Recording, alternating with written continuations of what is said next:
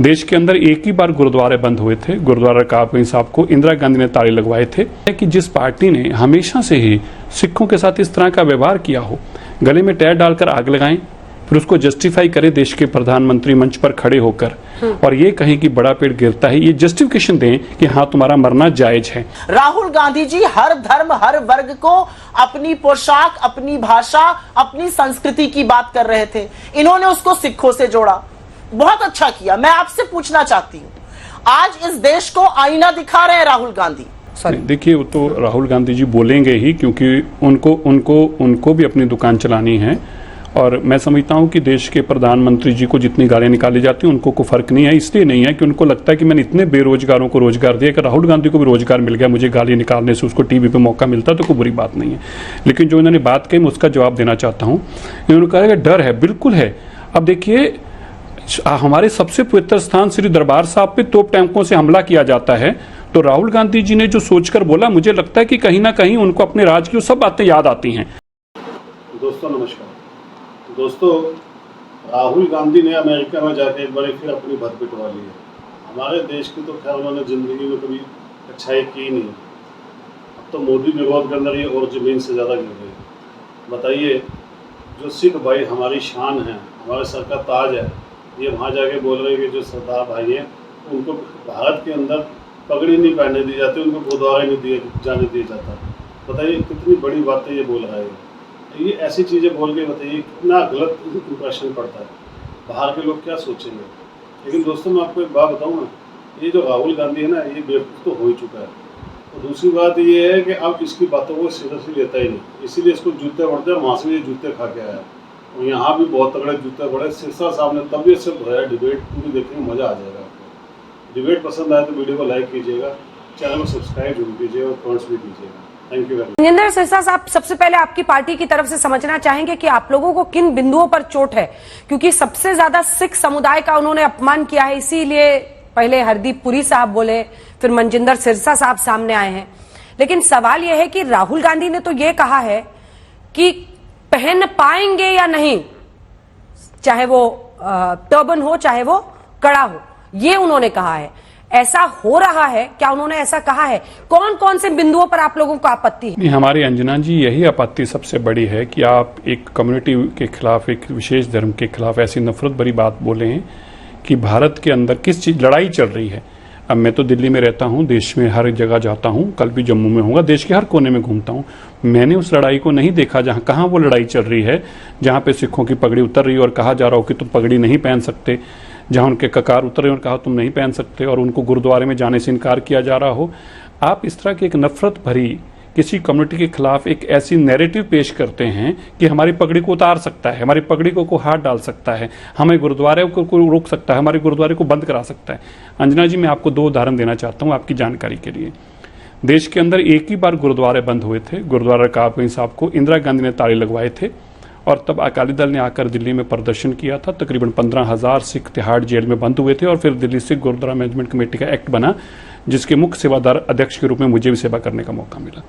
मेरा कहना है कि जिस पार्टी ने हमेशा से ही सिखों के साथ इस तरह का व्यवहार किया हो, गले में टैर डालकर आग लगाएं, फिर उसको जस्टिफाई करे देश के प्रधानमंत्री मंच पर खड़े होकर और ये कहें कि बड़ा पेड़ गिरता है, ये जस्टिफिकेशन दें कि हाँ तुम्हारा मरना जायज है, और फिर हमारे कातलों को संरक्षण दें, उनको मंत्री बनाएं, मुख्यमंत्री बनाएं।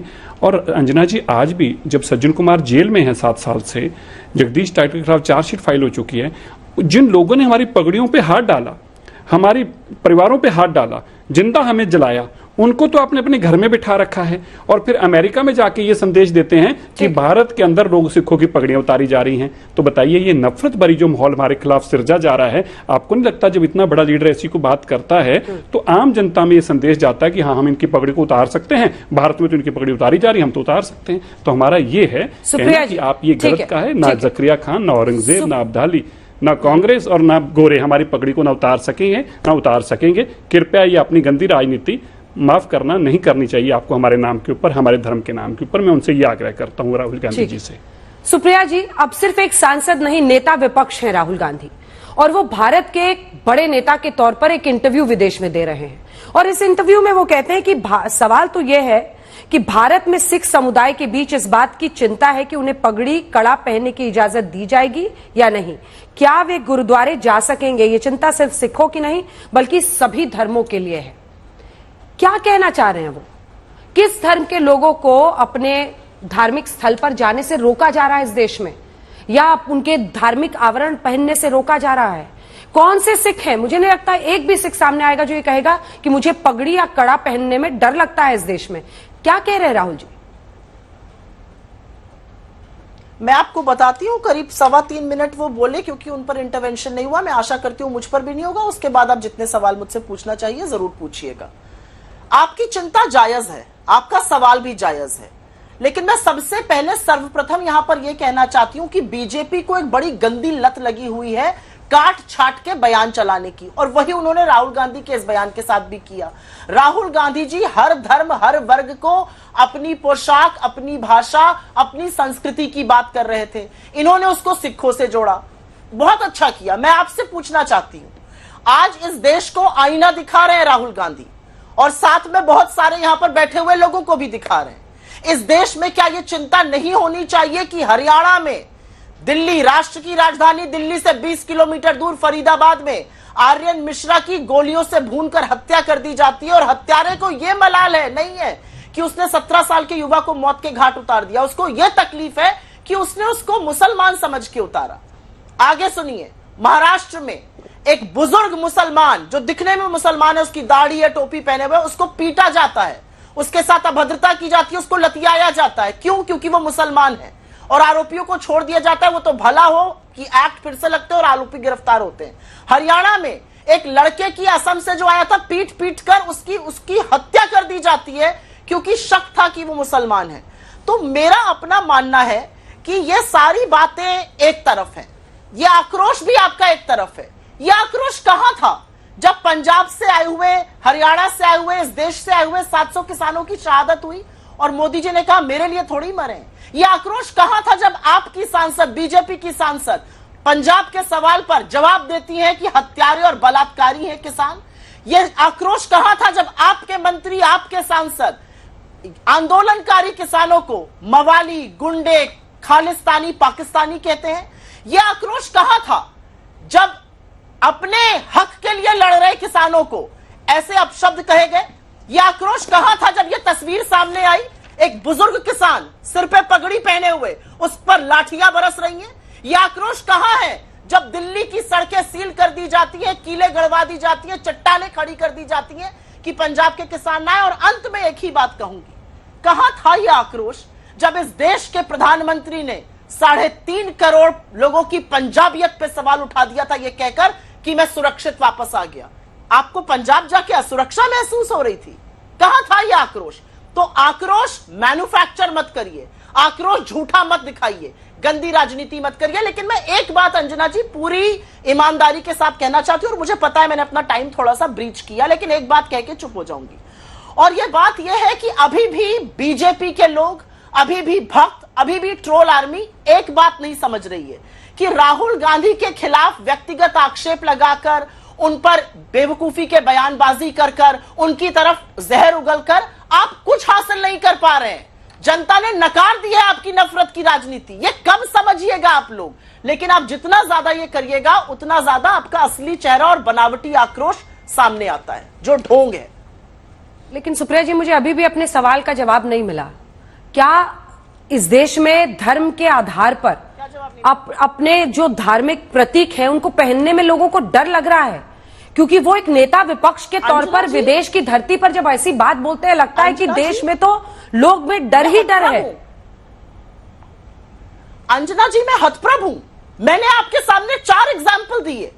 धर्म के आधार पर लोगों को पीटा जा रहा है, उनकी हत्या की जा रही है। एक हिंदू लड़के की मुसलमान समझ के हत्या कर दी गई, एक बुजुर्ग मुसलमान को पीटा गया, शक था कि उसके पास बीफ है, एक लड़के की पीट पीट कर मार डाला गया, लड़कियों के हिजाब नोच लिए जाते हैं, बुजुर्गों के और बुजुर्ग मुसलमानों के कितने वीडियो सामने आते हैं, उनकी दाढ़ी नोचकर उनसे अजीब बातें करी जाती हैं। जवाब दीजिए मंजिंदर जी। को कहा जाता है बीजेपी के। मंजिंदर जी जवाब दीजिए। डर का माहौल है? आपको नहीं लगता ये आतंक का माहौल है? मंजिंदर जी जवाब दीजिए। खाना पड़ेगा ना। मनजिंदर जी वो कह रहे हैं डर और आतंक का माहौल है देश अंजना में। जी, मैं आपको थोड़ा सा और एक सेकंड सवाल का जवाब दीजिएगा। उनका ये कहना है कि आप लोग डर मैन्युफैक्चर कर रहे हैं। उसके बाद मैं आ रही हूं मेहमानों के पास। वो कह रहे हैं डर मैन्युफैक्चर कर रहे हैं आप लोग, देखिए नफरत। सॉरी, देखिए वो तो राहुल गांधी जी बोलेंगे ही, क्योंकि उनको भी अपनी दुकान चलानी है। और मैं समझता हूं कि देश के प्रधानमंत्री जी को जितनी गालियां निकाली जाती हैं उनको कोई फर्क नहीं है। इसलिए नहीं है कि उनको लगता है कि मैंने इतने बेरोजगारों को रोजगार दिया कि राहुल गांधी को भी रोजगार मिल गया, मुझे गाली निकालने से उसको टीवी पे मौका मिलता तो कोई बुरी बात नहीं है। लेकिन जो इन्होंने बात कही मैं उसका जवाब देना चाहता हूं। इन्होंने कहा कि डर है, बिल्कुल है। अब देखिए हमारे सबसे पवित्र स्थान श्री दरबार साहब पे तोप टैंकों से हमला किया जाता है, तो राहुल गांधी जी ने जो सोचकर बोला, मुझे लगता है कि कहीं ना कहीं उनको अपने राज की सब बातें याद आती हैं।